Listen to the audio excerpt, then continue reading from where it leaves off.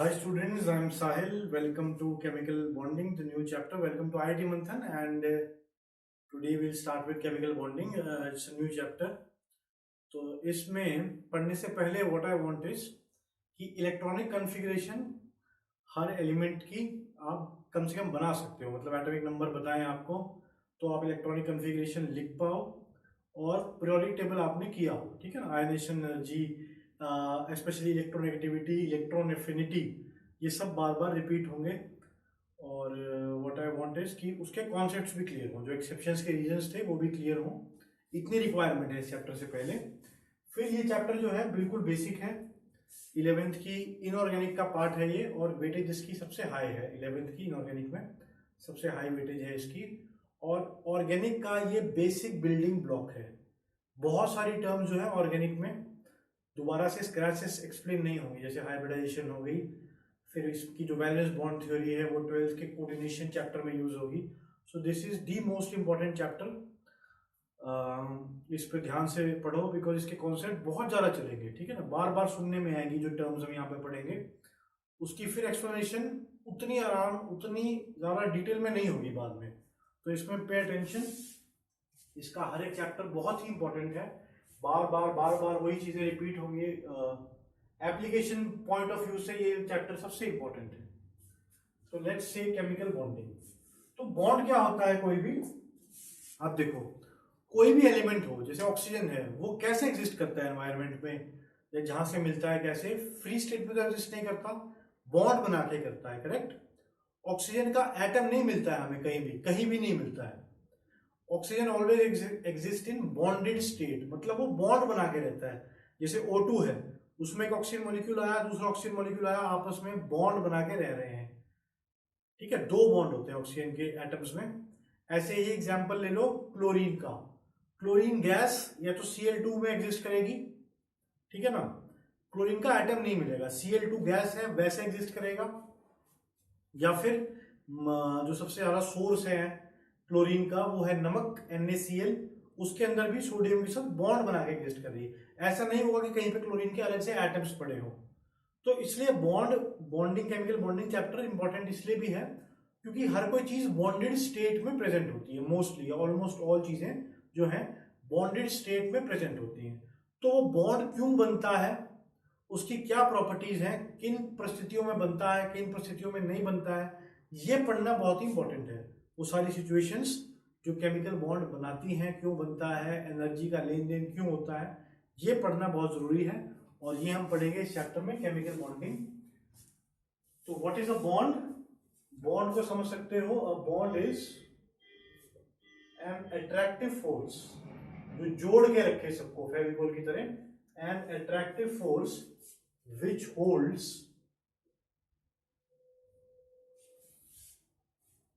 all the constituents together in a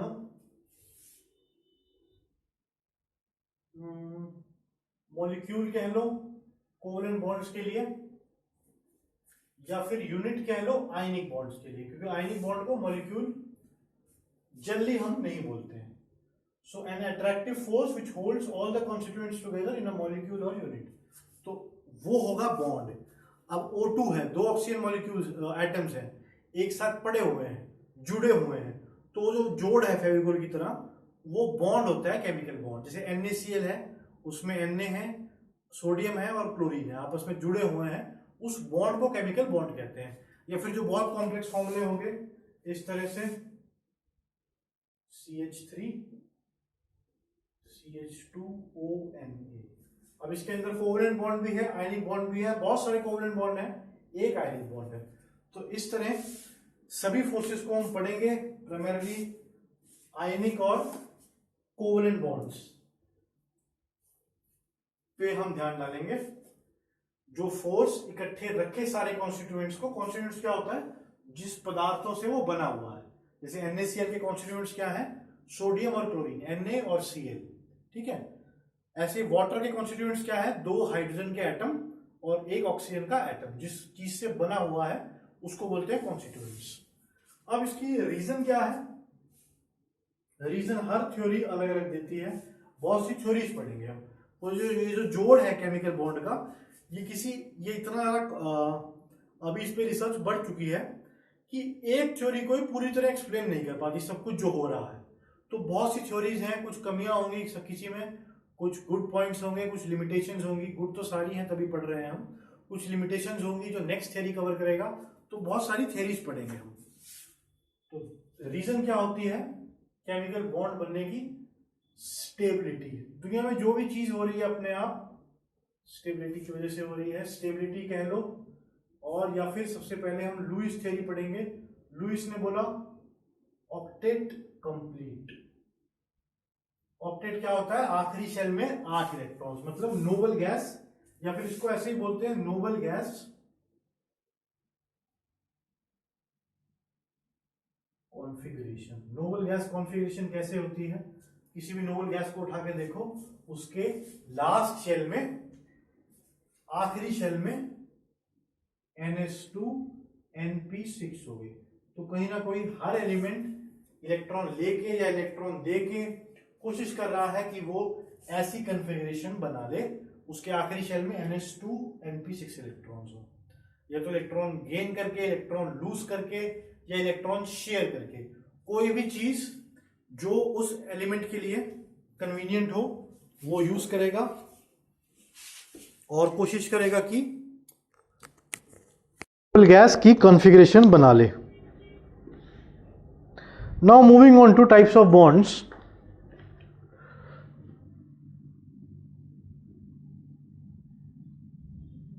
ठीक है, किस तरह की ये जोड़ है? लुईस ने कहा कि रीजन क्या है, क्यों कंबाइन करते हैं आपस में? ऑक्सीजन एटम अकेला क्यों नहीं हो सकता? क्योंकि वो बोलते हैं सिर्फ नोबल गैस की नोबल गैस जो है, एक्चुअली क्या हुआ एक्सपेरिमेंट से हमें पता लगा कि जो नोबल गैसेस हैं, इनर्ट गैसेस हैं। इनर्ट क्या होता है? जो रिएक्ट ना करे किसके साथ, अकेला रहे, इनर्ट गैसेस। तो इनर्ट गैसेस हैं हीलियम, नियन, आर्गन। क्रिप्टॉन, ज़ीनॉन के तो कंपाउंड्स अब हमें मिल गए हैं, ऑक्सीजन फ्लोरीन के साथ कंबाइन कर जाते हैं, ज़ीनॉन खास करके, वो भी पढ़ेंगे। लेकिन शुरुआत में जब हीलियम, नियॉन, आर्गन जैसी नोबल गैसेस थी तो साइंटिस्ट ने चेक किया कि इनके कंपाउंड्स ही नहीं होते हैं, ये अकेले एटम्स की तरह एग्जिस्ट करते हैं एनवायरनमेंट में।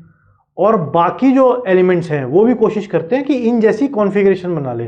तो क्या रीज़न है? तो तब सोच में आया कि हाँ, हो सकता है नोबल गैस की जो कॉन्फ़िगरेशन है वो स्टेबल कॉन्फ़िगरेशन है। ऑक्टेट का मतलब क्या होता है? 8। तो उनके लास्ट शेल में 8 इलेक्ट्रॉन्स हैं, बहुत स्टेबल हैं। हर एलिमेंट कोशिश कर रहा है उस टाइम के हिसाब से इस कॉन्फ़िगरेशन में आने के लिए। तो उन्होंने फिर उसके बेसिस पे रिजल्ट दिया कि नोबल गैसेज आर स्टेबल और उनकी जो इलेक्ट्रॉनिक कॉन्फ़िगरेशन है वो भी स्टेबल है। बाकी सारे एलिमेंट्स कोशिश करेंगे नोबल गैस जैसी कॉन्फ़िगरेशन बना ले। क्या क्या तरीके हैं? तरीके हैं gain of electrons, depending on electron की एलिमेंट की कॉन्फ़िगरेशन कैसी है। अगर नोबल गैस से जस्ट एक इलेक्ट्रॉन ज़्यादा है तो लूज कर देगा एक इलेक्ट्रॉन। अगर नोबल गैस से एक इलेक्ट्रॉन कम है तो एक इलेक्ट्रॉन गेन करेगा, 7 इलेक्ट्रॉन तो लूज करेगा नहीं। देखते हैं अभी इसको। गेन, लूज, हार के इलेक्ट्रॉन गेन करके या फिर शेयर करके, जो भी आसान तरीका हो स्टेबिलिटी लाने का, जिसमें कम जद्दोजहद हो इलेक्ट्रॉन की according to the configuration of electron.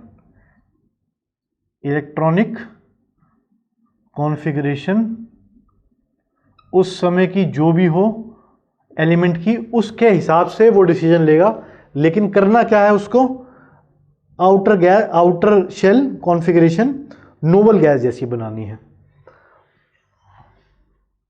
Stability में या तो इसको स्टेबिलिटी में लिखो या फिर इसमें लिखो स्टेबल या फिर लेस एनर्जी। लेस एनर्जी का मतलब क्या होता है? स्टेबल, है ना। More energy means unstable. हर कोई सिस्टम क्या कोशिश करता है कि मैं एनर्जी लूज करके स्टेबल हो जाऊं। ठीक है, जैसे हम रेस देते हैं बाइक में या गाड़ी में, एकदम से वो क्या करेगा? चलेगा, उसके बाद रेस्ट पे आ जाएगा। मतलब हर कोई कोशिश करता है एनर्जी अगर दे दें किसी को तो वो करेगा किसी तरह मैं एनर्जी को यूज करके कम एनर्जी लेवल पे आ जाऊं। तो ये रूल तो वॉयलेट होगा, इसकी एक्सेप्शन आएंगे ऑक्टेट की। ये रूल वॉयलेट नहीं होता। स्टेबल या लेस एनर्जी चाहिए किसी भी सिस्टम को, तो वो स्टेबल हो जाएगा। क्या तरीके हैं types of bond? Gain, lose या शेयर। आओ देखते हैं क्या क्या तरीके हैं डिपेंडिंग अपॉन एलिमेंट।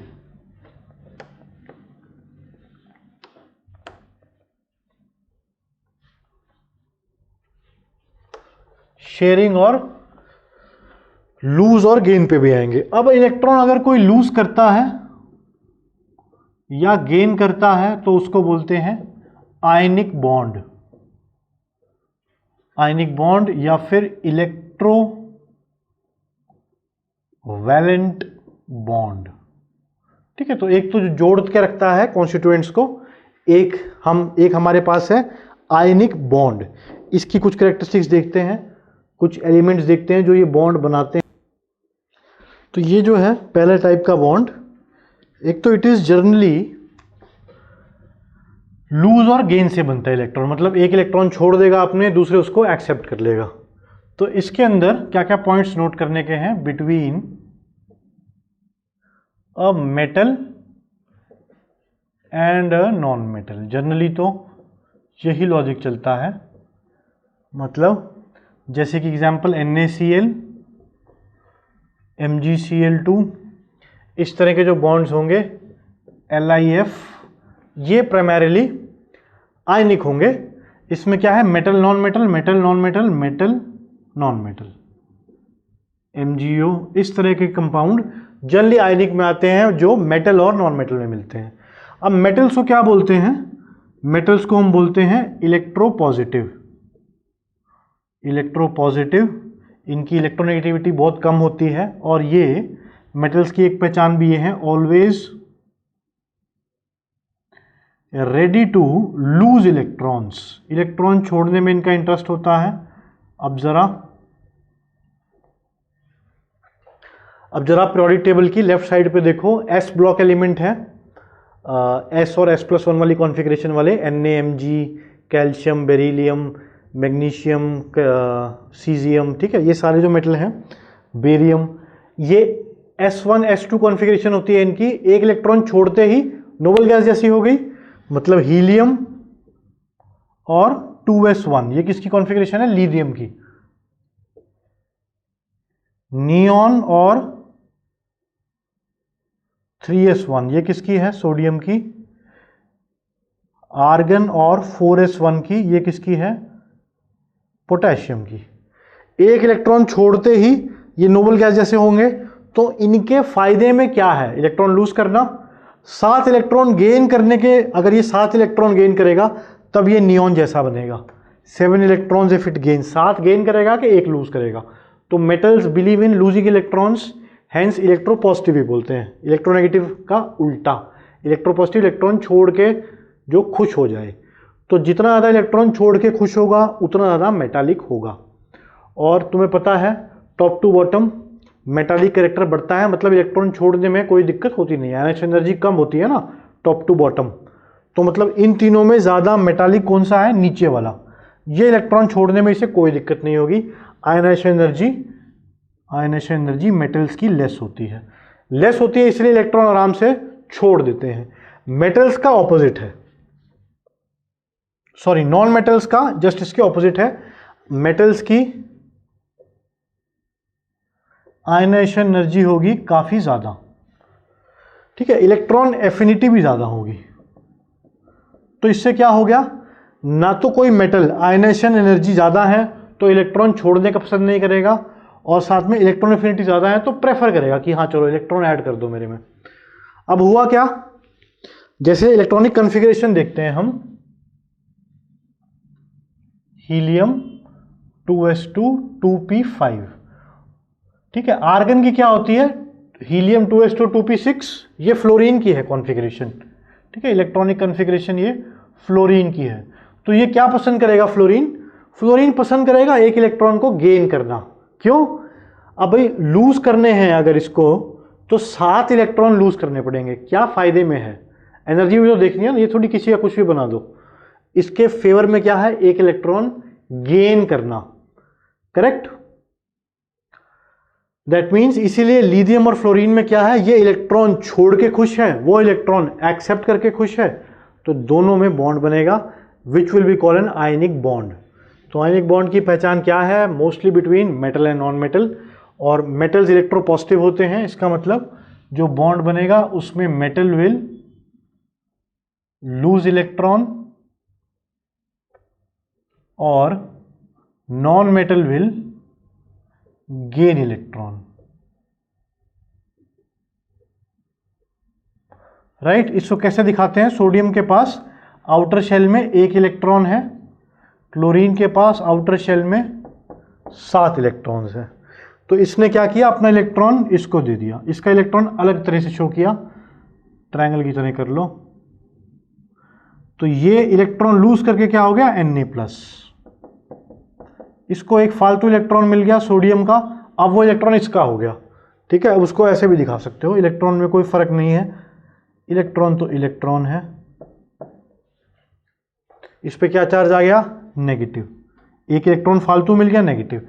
अब बात आती है कि ये भाग भी तो सकता है, चलो मुझे 1 इलेक्ट्रॉन मिल गया, बढ़िया है, नेगेटिव चार्ज आ गया, मेरा ऑक्टेट कंप्लीट है, मैं जा रहा हूं, सोडियम से दूर चला जाए, ये भी इससे दूर जा सकता है कि मुझे 1 इलेक्ट्रॉन चला गया, मैं नोबल गैस बन गया, चलो जाओ अब मेरा काम हो गया, क्लोरीन तू कौन मैं कौन, ऐसा नहीं होता। क्यों, क्योंकि इनके अंदर इलेक्ट्रोस्टैटिक फोर्स ऑफ अट्रैक्शन है, opposite charges attract each other, इसके ऊपर पॉजिटिव चार्ज आ गया, इसके ऊपर नेगेटिव चार्ज आ गया, तो आपस में क्या हो गया, इनका फोर्सेस ऑफ अट्रैक्शन होगा।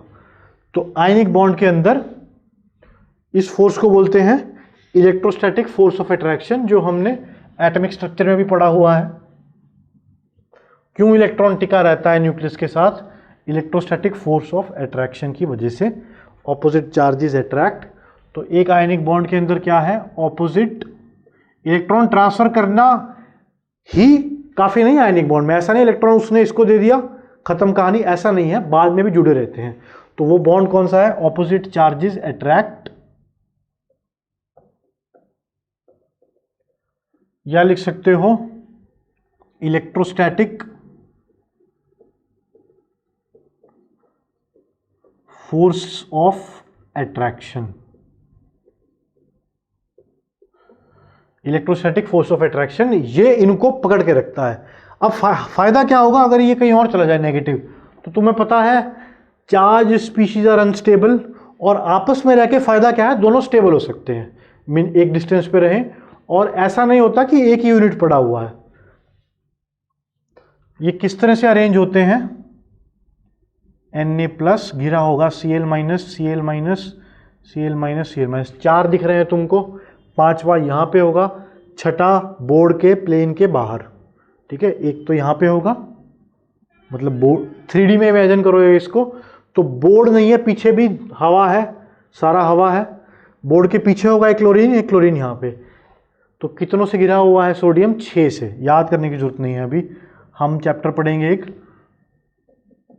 सॉलिड स्टेट, उसमें बहुत डिटेल में आएगा इनकी प्लेसिंग, अभी सिर्फ मैं तुम्हें समझने के लिए बता रहा हूं, ठीक है। ऐसे मत सोचो कि कैसे अरेंज होते हैं, Cl-, Cl-, इस भाई Cl- के आसपास कितने सोडियम है, 1 2 3 4, 5वां इधर बोर्ड के बाहर, छठा इधर, तो मतलब इस तरह से पड़े होते हैं। ऐसा नहीं है बस एक NaCl पड़ा है खत्म, millions and millions of units पड़े होते हैं एक साथ, एक एक एटम नहीं होता ना आपस में, बहुत मुश्किल होगी, एक एटम सोडियम का निकाला, एक लिया, मिलियंस एंड मिलियंस क्वांटिटीज होती है, एटम होता है कितना है, बहुत छोटा।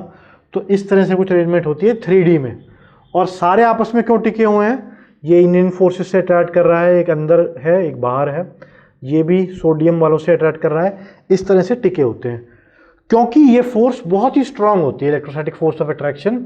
कोवलेंट बॉन्ड की फोर्सेस भी हम चेक करेंगे, कोवलेंट बॉन्ड की फोर्सेस भी चेक करेंगे, लेकिन उनसे तो कई गुना स्ट्रांग होती है। तो this is a very very strong force of attraction, इसलिए बहुत स्ट्रांग भी होते हैं। मेल्टिंग पॉइंट, बॉइलिंग पॉइंट से हम पहचान लगाते हैं ना कितना मजबूत है वो बॉन्ड। तो जनरली ये बहुत ज़्यादा high melting point, boiling point होता है आयनिक कंपाउंड्स का, जैसे नमक का भी 800 के आसपास होता है। इस तरह जितने भी आयनिक कंपाउंड्स हैं सबका मेल्टिंग पॉइंट, बॉइलिंग पॉइंट बहुत ज़्यादा हाई होता है। तो ये था आयनिक बॉन्ड के। एक और स्ट्रक्चर देखते हैं, जैसे MgO बना। मैग्नीशियम के पास लास्ट शेल में 2 इलेक्ट्रॉन्स हैं, ऑक्सीजन के पास 6 हैं। तो ये दोनों इलेक्ट्रॉन्स ट्रांसफर कर देगा, खुद के पास क्या चार्ज आया Mg2+। ऑक्सीजन ने फटाफट से 2 लोन पेयर उसके एक्सेप्ट किए, 2- आ गया। इनके बीच में भी फोर्स ऑफ अट्रैक्शन होगी कुछ, उसको ऐसे डिनोट करते हैं, ठीक है। तो डिनोट जो करते हैं हम, डिनोट कैसे करते हैं आयनिक बॉन्ड को, ऐसे नहीं करते ऐसे कार्बन हाइड्रोजन बॉन्ड हो, ये कोवलेंट बॉन्ड होता है। इसके बाद जो हम पढ़ेंगे, ऐसे हम लाइन से डिपिक्ट नहीं करते। NaCl ऐसे मत लिखना, कभी भी गलत हो जाएगा, क्योंकि ये जो फोर्स है ये तो शेयरिंग ऑफ इलेक्ट्रॉन्स टाइप दिखा रहा है। आयनिक बॉन्ड को इस तरह ही दिखाओगे, या NaCl डायरेक्ट लिख दोगे, या तो ऐसे लिख दोगे NaCl MgO। बॉन्ड अगर दिखाना है तो इस तरह से दिखाओगे, ऐसे मत लिखना, गलत हो जाएगा। MgO में इस तरह का फोर्स, ठीक है, ये प्लस, ये माइनस, ये 2+, ये 2-। या फिर सपोज एक और का पढ़ते हैं आयनिक बॉन्ड का, MgCl2 का। हम भी आयनिक बॉन्ड पढ़ रहे हैं, और एक और एग्जांपल करते हैं MgCl2।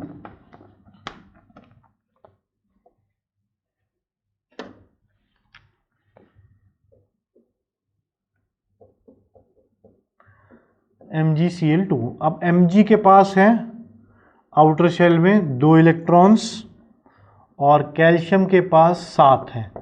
यकीन ना आए तो पीरियोडिक टेबल में चेक करो एक बार कॉन्फ़िगरेशन। क्लोरीन की कैसी है, नियॉन 3s2 3p5, ठीक है। क्लोरीन की कॉन्फ़िगरेशन है नियॉन 3s2 3p5। तो 7 इलेक्ट्रॉन्स हो गए आउटर मोस्ट शेल में, 1 2 3 4 5 6 7, इस पे भी 7।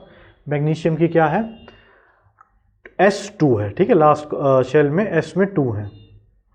नाउ ये 1 इलेक्ट्रॉन इसको दिया इसने, 1 इलेक्ट्रॉन इसको दिया, ये बन गया Mg2+, और ये बन गया Cl-, ये भी फोर्स ऑफ अट्रैक्शन है, ये भी फोर्स ऑफ अट्रैक्शन है। इनकी अरेंजमेंट कुछ अलग होगी 3D में, वो डिटेल में आएगा सॉलिड स्टेट में, उसकी ज़रूरत नहीं है अभी पूरे चैप्टर में।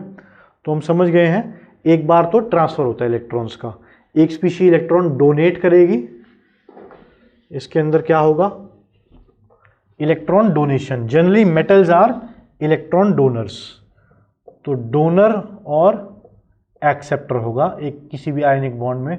डोनर क्या होगा, जनरली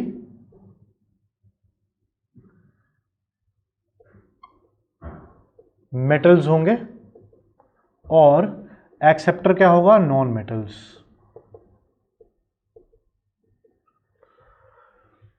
तो डोनर इलेक्ट्रॉन डोनेट करेगा, एक्सेप्टर इलेक्ट्रॉन एक्सेप्ट करेगा, उससे बनेगा एक आयनिक बॉन्ड। और इसमें जनरली 2 ही स्पीशीज होंगी, जैसे MgCl2, इस तरह से जनरली 2 स्पीशीज होंगी, एक इलेक्ट्रॉन एक्सेप्ट करेगा, एक इलेक्ट्रॉन गेन करेगा। ऐसे MgCl2 में भी एक तो गेन कर रहा था और एक लूज कर रहा था। तो हम समझ गए आयनिक बॉन्ड क्या होता है, और इकट्ठे टिके क्यों रहते हैं, electrostatic force of attraction which is a very strong bond. तो हमें समझ आ गया है, डोनेशन होगी आयनिक बॉन्ड में, एक्सेप्टेंस होगी इलेक्ट्रॉन्स की। लेट्स नाउ गो, जो हमने पढ़ा है अभी क्या होता है आयनिक बॉन्ड, इनके बेसिस पे हम कुछ प्रॉपर्टीज देखेंगे आयनिक बॉन्ड की।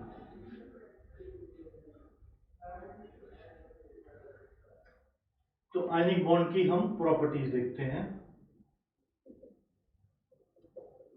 एक तो देखो वेरी स्ट्रॉन्ग बॉन्ड।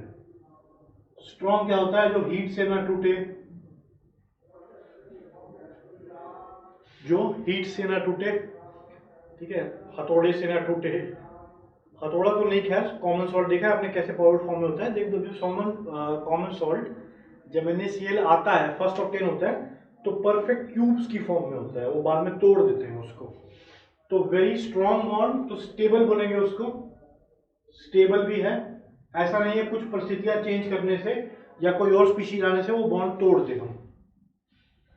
तो जाहिर सी बात है स्ट्रॉन्ग बॉन्ड है तो हाई मेल्टिंग पॉइंट होगा और हाई बॉइलिंग पॉइंट होगा, दोनों ही मतलब हीट से तोड़ना उसको मुश्किल होगा, बहुत पास पास जुड़े जुड़े होंगे सख्त बॉन्ड से।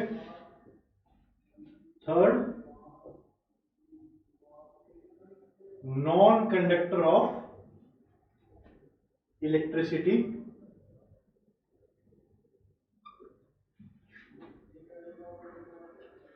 फिर उसके बाद कंडक्ट इलेक्ट्रिसिटी,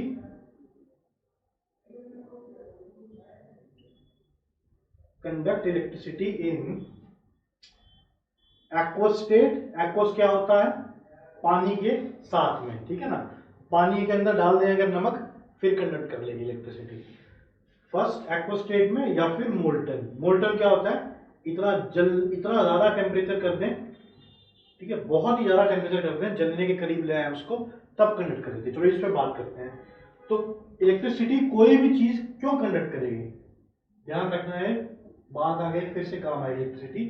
कोई भी चीज इलेक्ट्रिसिटी का कंडक्ट क्यों करती है? उस पर चार्ज होना चाहिए, या तो उसके पास हो फ्री इलेक्ट्रॉन्स, करेक्ट, या तो उसके पास हो फ्री इलेक्ट्रॉन्स। इलेक्ट्रॉन पे भी चार्ज होता है नेगेटिव।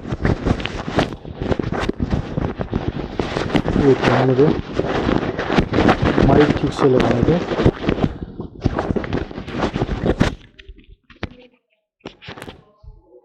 इलेक्ट्रॉन पे क्या होता है? चार्ज होता है, फ्री इलेक्ट्रॉन चाहिए, बंधे हुए नहीं। इलेक्ट्रॉन्स तो सभी चीजों में है जितनी भी दिखती हैं दुनिया में, लेकिन बंधे हुए ना हो, फ्री हो। जैसे मेटल्स में होते हैं। मेटल्स क्यों कंडक्ट करते हैं इलेक्ट्रिसिटी? उनमें फ्री इलेक्ट्रॉन होते हैं। यकीन ना आए तो पेरियोडिसिटी में चेक करो, हमने मेटालिक बॉन्ड के बारे में डिस्कस किया था थोड़ा सा, कि कैसा होता है मेटालिक बॉन्ड। उसके अंदर फ्री फ्लोटिंग स्ट्रक्चर बोलते हैं, ग्लू स्ट्रक्चर बोलते हैं, इलेक्ट्रॉन ऊपर ऊपर तैर रहे होते हैं।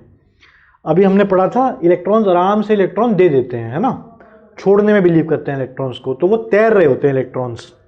तो इसलिए फ्री इलेक्ट्रॉन्स हैं, इसलिए मेटल्स कंडक्ट करते हैं। दूसरा क्या है? आयंस हो लेकिन फ्री हो, ठीक है ना, यहां से वहां जाएगा चार्ज, तभी तो इलेक्ट्रिसिटी कंडक्ट होगी, और यहां से यहां मोशन के लिए उसको फ्री होना चाहिए। अब अगर आप NaCl एज इट इज लोगे, नमक, वो इतने स्ट्रॉन्ग बॉन्ड है आपस में, मैंने स्ट्रक्चर बनाया था Na और Cl का आपस में, और स्ट्रॉन्ग को हम, इस बॉन्ड को हम स्ट्रॉन्ग भी बोल रहे हैं। स्ट्रॉन्ग का मतलब क्या है? आराम से, ऐसा तो नहीं है Na+Cl- खिसक जाएंगे यहां वहां, मजबूती से पकड़ा हुआ है, एक ही जगह लिमिटेड है। तो इसलिए NaCl को हम ये नहीं बोल सकते कि फ्री हैं। फ्री कब होते हैं वो?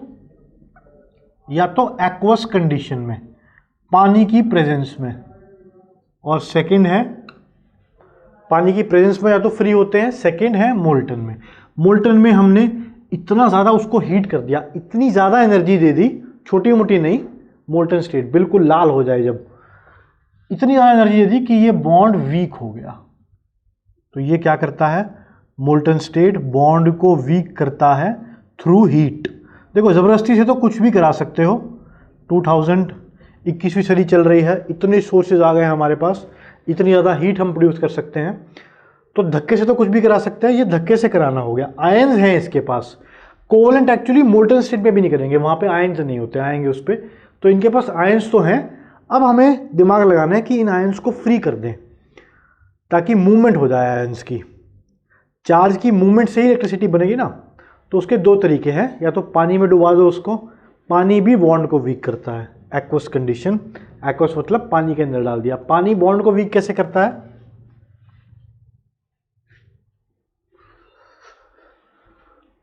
तो अगर क्वेश्चन आए कि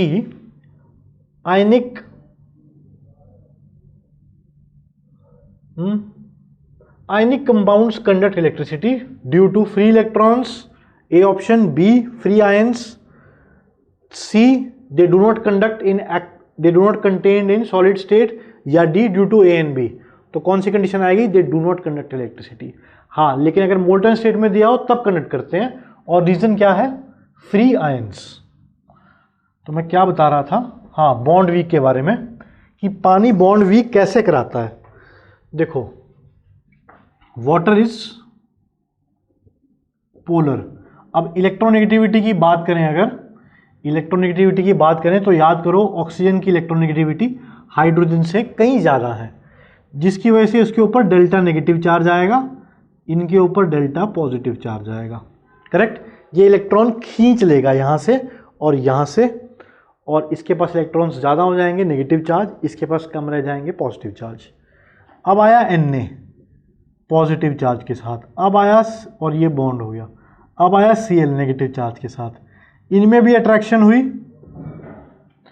थोड़ा। अब ये पहले इसके साथ ही कंप्लीटली बंधा हुआ था, अब क्या आ गया, वाटर मॉलिक्यूल्स आ गए, सॉल्वेंट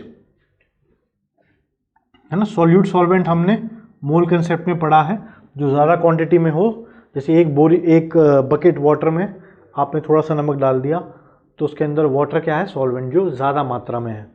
सॉल्यूट क्या है, NaCl। अब ये इसकी बजाय इससे इन्वॉल्व होगा बॉन्ड बनाने में, तो बॉन्ड थोड़े से वीक होंगे। ऐसे ही क्लोरीन इससे बॉन्ड बनाने के बजाय थोड़ा सा इससे इन्वॉल्व होगा, तो बॉन्ड वीक होंगे कि नहीं। लेकिन अगर आपके दिमाग में आना चाहिए, अगर आ रहा है तो वेरी गुड, कि भाई ये बॉन्ड तो सबसे स्ट्रांग है, अभी हम बात कर रहे हैं, ठीक है, बहुत ही ज़्यादा स्ट्रांग बॉन्ड है, तो ये पानी कैसे तोड़ लेगा इसको। तो देखो सॉल्वेंट कोई एक 1:1 की रेशियो तो होगी नहीं, NaCl होगा तो इतना सा, सॉल्वेंट होगा इतना सारा, तो एक मॉलिक्यूल वाटर का ये काम नहीं कर सकता, ये बॉन्ड बहुत स्ट्रांग है। यू आर राइट, बहुत सारे ऑक्सीजन मॉलिक्यूल सोडियम को घेरेंगे, ऑक्सीजन मॉलिक्यूल्स विद छोटा सा डेल्टा नेगेटिव चार्ज।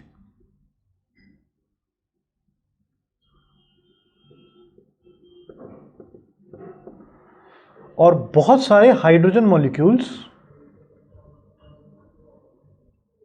इसको घेरेंगे।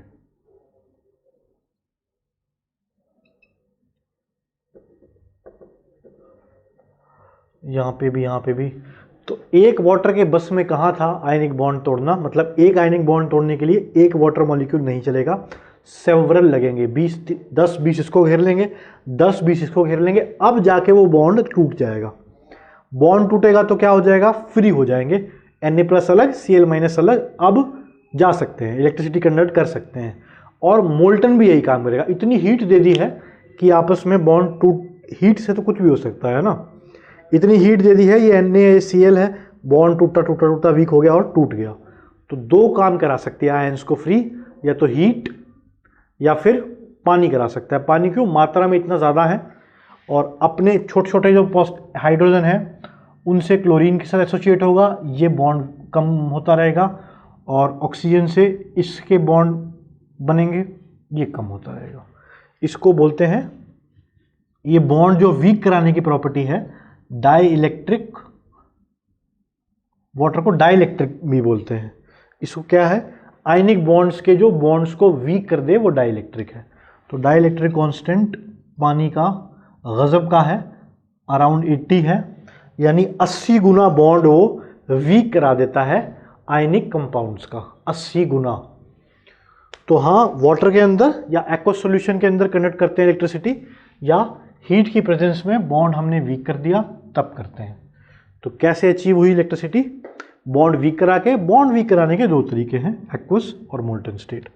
तो नॉर्मली ये सॉलिड स्टेट में ही एग्जिस्ट करते हैं,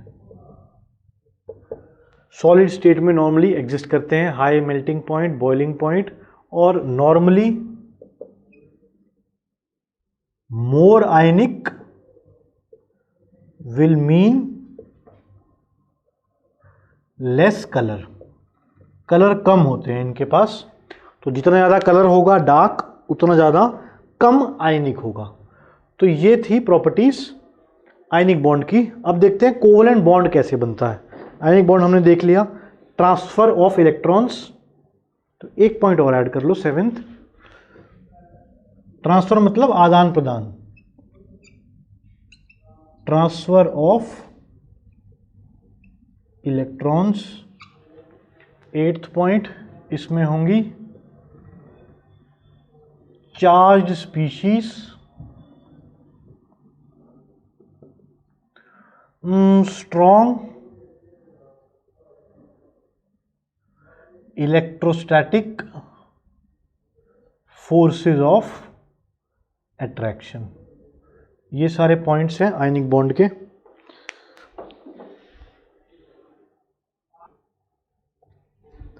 अब आ जाओ कोवलेंट बॉन्ड पे। आयनिक से कैसे डिफरेंट है ये शेयरिंग ऑफ इलेक्ट्रॉन से बनता है। तो एक एग्जांपल देते एक्सक्यूज मी, एग्जांपल देते हैं। जैसे Cl2 कितने इलेक्ट्रॉन्स हैं? 1 2 3 4 5 6 7 हैं। दूसरे क्लोरीन के पास भी 7 हैं। तो बात कैसे बनेगी? आदान प्रदान से यहाँ बात बनने वाली है नहीं। एक इलेक्ट्रॉन ये इसको दे दे, इसके पास 2 की कमी हो जाएगी, उसको तो बात बन जाएगी। हमने दोनों की बात बनानी है, दोनों का ऑक्टेट कंप्लीट करना है। 8 इलेक्ट्रॉन आउटर मोस्ट शेल में, मतलब S और P में 8 इलेक्ट्रॉन्स होने चाहिए आखिरी शेल में, और किसी में ना हो कुछ भी। तो ये कैसे बने बॉन्ड? इसने थोड़ा सा एक इलेक्ट्रॉन दिया, इसने दिया, यानी ये इलेक्ट्रॉन शेयर का है, सांझे का है, ये बॉन्ड बन गया। अब इसको एक इलेक्ट्रॉन फालतू बन गया, ये भी इसकी तरह हो गया, और ये इसको मिल गया। दोनों ने एक एक इलेक्ट्रॉन शेयर कर दिया। That means this is sharing of electrons. ऐसे ही अब अगर कार्बन की बात करें, CH4, कार्बन के पास होते हैं 4 इलेक्ट्रॉन, हाइड्रोजन के पास होता है 1 इलेक्ट्रॉन। तो 4 हाइड्रोजन ऐसे आके लग जाएंगे।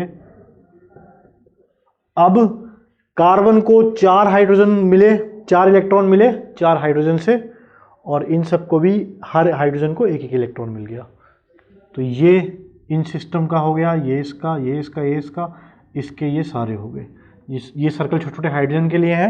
सबके पास कितने कितने हैं? 2, मतलब octet complete. Hydrogen helium is an are exception. इनके लिए ऑक्टेट का रूल नहीं है, 2 इलेक्ट्रॉन ही चाहिए इनको। फर्स्ट पीरियड में आते हैं ना, फर्स्ट शेल में 2 इलेक्ट्रॉन्स ही होते हैं सिर्फ, इसलिए हाइड्रोजन हीलियम को क्या चाहिए? 2 इलेक्ट्रॉन बस आउटर मोस्ट शेल में, बाकी सबको 8। तो कार्बन का काम बन गया, हाइड्रोजन का बात बन गया। अब कार्बन जनरली आयनिक नहीं बनाता, क्यों? क्योंकि इसके पास 4 इलेक्ट्रॉन्स हैं। नोबल गैस बनाने के लिए या तो +4 इलेक्ट्रॉन ले या -4 इलेक्ट्रॉन ले, तो ये बहुत लंबा सफर हो जाता है। जब किसी ने 1 इलेक्ट्रॉन ऐड किया अपने में, वो चार्ज स्पीशी हो गया।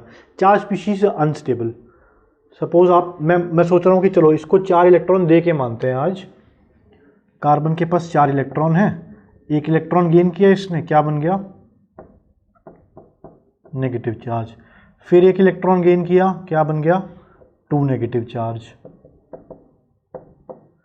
फिर 1 इलेक्ट्रॉन गेन किया, क्या बन गया? 3 इलेक्ट्रॉन। देखो ये प्रोसेस डिफिकल्ट है, इलेक्ट्रॉन ऐड करना किसी में। उसके बाद चार्ज स्पीशीज को आप और चार्ज दे रहे हो, already it is a charge species, आप उसको और चार्ज देके और चार्ज बना रहे हो, प्रॉब्लम है। फिर आप उसको और चार्ज देके और चार्ज बना रहे हो, और ज़रा प्रॉब्लम है। अब एक और स्टेप भी आप बोल रहे हो कराओ, तो इतना नहीं होता, ठीक है। चार्ज स्पीशीज को फर्दर चार्ज देना इज़ वेरी वेरी डिफिकल्ट, बहुत ज़्यादा एनर्जी यूज़ होगी इसमें। इसलिए कार्बन या जो ये कार्बन की फैमिली है बीच वाली, ये जनरली आयनिक नहीं बनाते। इतने सारे इलेक्ट्रॉन लूज करना या इतने सारे इलेक्ट्रॉन गेन करना, अगर अच्छा लूज भी नहीं करेगा, 1 इलेक्ट्रॉन लूज करके प्लस चार्ज आ जाएगा, फिर प्लस को 2+ बनाओगे आप, 2+ को 3+, वो भी मुश्किल है। तो कार्बन जनरली कोवलेंट बॉन्ड्स ही बनाता है। लिख लेना एक बार, carbon generally makes covalent bonds because it is very difficult to gain or lose 4 electrons. तो आप समझ रहे हो, अब फील आ रही है कोवलेंट बॉन्ड की। लेट से ऑक्सीजन की बात करते हैं, 1 2 3 4 5 6, दूसरा ऑक्सीजन 1 2 3 4 5 6। अब इन्होंने एक एक इलेक्ट्रॉन शेयर करके बात बन गई थी, क्योंकि इनके पास 7 थे, एक एक शेयर कर लिया, छठा ये, एक सांझे का, छठा ये, एक सांझे का, कुल मिला के कितने हो गए? 8 इस पे 8 इस पे। इसके पास है ही 6, तो इसको 2 शेयर करने पड़ेंगे, इसके पास इसको भी 2 शेयर करने पड़ेंगे। ये सांझे के हो गए 8 और 8, यानी ये इसका ऑक्टेट कंप्लीट, ये इसका, ये 4 इलेक्ट्रॉन इसके भी हैं, इसके भी हैं, क्योंकि 2 हैं तो इस तरह से दिखाते हैं हम 2 बॉन्ड। मतलब कोवलेंट बॉन्ड में जो एक लकीर खिंची है उसमें क्या मानेंगे? 2 इलेक्ट्रॉन है, एक इधर से आया एक इधर से आया। जैसे क्लोरीन अगर हमें दिखाना है, एक बॉन्ड का, आयनिक में तो नहीं दिखाते ऐसी लकीर, लाइन ऐसी सिर्फ कोवलेंट बॉन्ड में दिखाते हैं। इस एक लाइन का मतलब क्या है? इस एक लाइन का मतलब है इसके अंदर 2 इलेक्ट्रॉन है, एक इस भाई ने दिया है, एक इस भाई ने। 2 लाइनों का मतलब क्या है? इस एक लाइन का 2 इलेक्ट्रॉन, एक इधर से एक इधर से। इस लाइन का भी 2 इलेक्ट्रॉन, एक इधर से एक इधर से। अब ऐसे नाइट्रोजन की बात करें, नाइट्रोजन के पास है 5 इलेक्ट्रॉन, 1 2 3 4 5, 1 2 3 4 5। इसके पास जरिया सिर्फ यही है कि 3 इलेक्ट्रॉन शेयर करे और 8 बनाए। अब दोनों भाई का ऑक्टेट कंप्लीट हो गया, लेकिन 3 बॉन्ड दिखाने पड़ेंगे, तो ऐसे दिखाते हैं। हर एक बॉन्ड के पीछे कहानी क्या है? हर एक ये जो लकीर है ये एक बॉन्ड है, कोवलेंट बॉन्ड, और इसमें 2 इलेक्ट्रॉन शेयर हुए हैं, एक उसने दिया है, एक इसने दिया है, एक इसने दिया है, एक इसने दिया है। इस तरह से कहानी चलती है।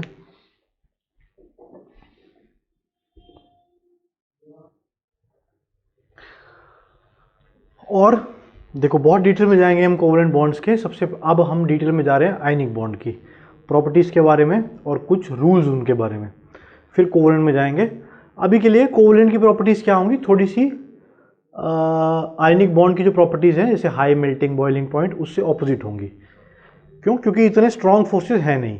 2 इलेक्ट्रॉन घूम रहे हैं, इलेक्ट्रॉन शेयर कर रहे हैं आपस में, तो बहुत ज़्यादा स्ट्रॉन्ग फोर्सेस ऑफ अट्रैक्शन नहीं होंगी कोवलेंट बॉन्ड में। बाकी फुल डिटेल तो सारी जो थ्योरीज हैं मोस्टली केमिकल बॉन्डिंग में, वो कोवलेंट बॉन्ड के ऊपर ही है। मोस्टली थ्योरीज जो है केमिकल बॉन्डिंग में। आयनिक बहुत ही लिमिटेड है इस चैप्टर में, तो let's start with ionic. Ionic में we are going to do now Fajans rule. Fajans rule, no chemical compound is purely ionic or purely covalent। ये बताता क्या है हमें? helps in determining amount of covalent character in an ionic bond। helps in determining amount of covalent character in an ionic bond।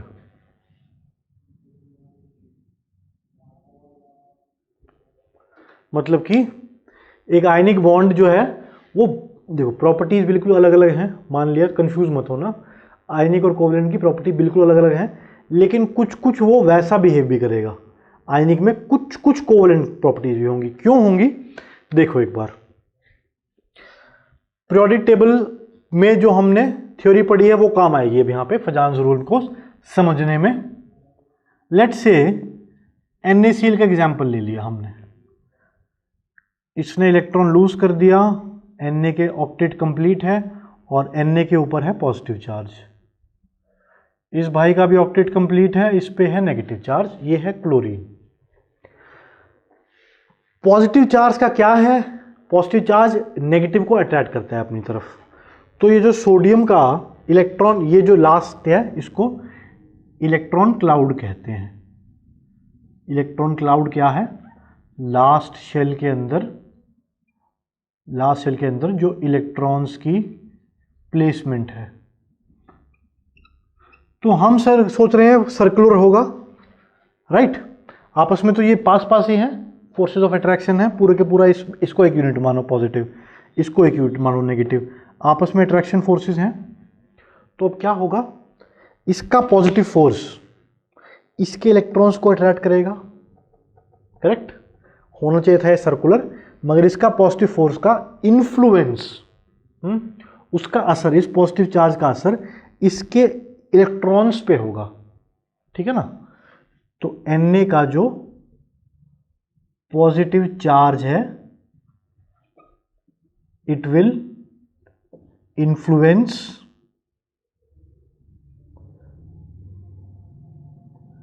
Electron clouds of chlorine,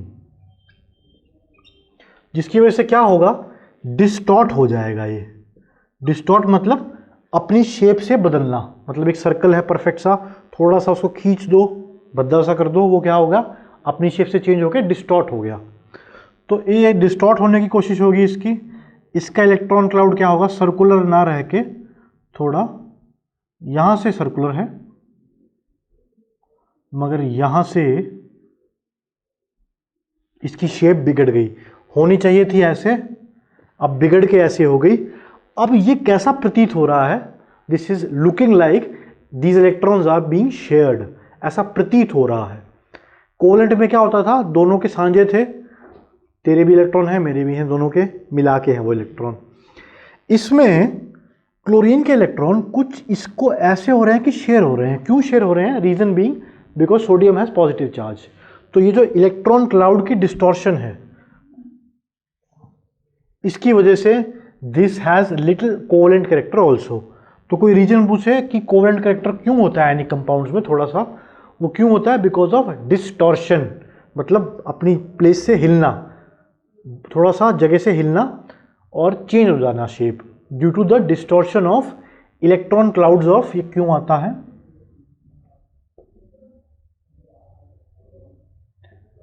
distortion of electron clouds of anion by due to the charge on cation। इसके charge की वजह से ये थोड़ा थोड़ा distort हो जाएगा, shape इसकी शेप डिस्टॉर्ट हो जाएगी और ऐसा प्रतीत होगा कि शेयरिंग हो रही है। इसके इलेक्ट्रॉन सिर्फ इसके नहीं हैं, कुछ कुछ इसके पास भी आ रहे हैं, इसलिए फजान ज़रूल की कहानी चुनी, कहानी शुरू हुई। तो जितनी ज़्यादा डिस्टॉर्शन होगी, जितना ज़्यादा ये कारगर होगा अपने काम में और इलेक्ट्रॉन खिसकेंगे, डिस्टॉर्ट होंगे, उतना ज़्यादा कोवेलेंट कैरेक्टर आएगा। तो फजान ने तरीके दिए थे, इसके चार्ज पे डिपेंड करेगा, जितना ज़्यादा चार्ज होगा इसके ऊपर उतनी ज़्यादा डिस्टॉर्शन होगी। ऐसे ऐसे बहुत सारे फैक्टर्स हैं जो हमें बताते हैं कि कितना कोवेलेंट कैरेक्टर आएगा, बट क्यों आएगा, इसके लॉजिक ये है, डिस्टॉर्शन ऑफ इलेक्ट्रॉन क्लाउड्स। और जो फजान ने फैक्टर्स दिए हैं हम वो पढ़ेंगे जिन जिन से कोवेलेंट कैरेक्टर बढ़ता है। तो नेक्स्ट क्लास में हम फजान ज़रूल की रीजंस पढ़ेंगे कि किस किस वजह से ये चार्ज बढ़ता है, किस किस वजह से आयनिक कुछ कुछ कोवेलेंट जैसा बिहेव करना पड़ता है, करने लग जाता है। करेक्ट। अच्छा, इसके बाद एक और बात, फजान ज़रूल ये भी रिलेटिव है, जैसे इलेक्ट्रोनेगेटिविटी थी रिलेटिव थी, कोई चीज़ लाओ तो उसको मेजर नहीं कर सकते, अच्छा इसकी इलेक्ट्रोनेगेटिविटी इतनी है, कोई यूनिट नहीं होता उसका। ऐसे फजान ज़रूल का कोई यूनिट नहीं है कि बता दे कि हाँ भाई ये इतना करेक्टर इसमें कोवेलेंट है, कोई मापदंड नहीं है कोवेलेंट करेक्टर का, सिर्फ रिलेटिव है। दो चीज़ों को कंपेयर कर सकते हैं, कौन सी ज़्यादा, कौन से किस में ज़्यादा कोवेलेंट करेक्टर है, कंपेयर कर सकते हैं, यूनिट वगैरह कोई नहीं है। तो इट इज़ अ जस्ट फजान ज़रूल गिव्स अ रिलेटिव वैल्यू, दो को कंपेयर कर सकता है मस्त तरीके से, परसेंटेज या कोई मापदंड नहीं है, कोई यूनिट नहीं है इसका, it is a relative rule. तो नेक्स्ट क्लास से पहले I want you to think about this, और फिर हम जब डिस्कस करेंगे तो चेक करना तुम्हारा कितना सही हुआ है। एनायन की बात करें, कैटायन की बात करें, ठीक है, खुद से सोच लो एक बार, इसके चार्ज पे कैसे डिपेंड करेगा, ये एनायन है, मतलब इसका चार्ज बढ़ेगा तो डिस्टॉर्शन आसान हो जाएगी कि मुश्किल हो जाएगी। इसका चार्ज भी सोचो, अगर इस पर 20 पॉजिटिव चार्ज हो तो ज़्यादा डिस्टॉर्ट करेगा कि कम करेगा। साइज़ की बात करें, इसका शेल बहुत दूर हो जाए इससे, तो कैसे, इसके साइज़ पे भी बात करो।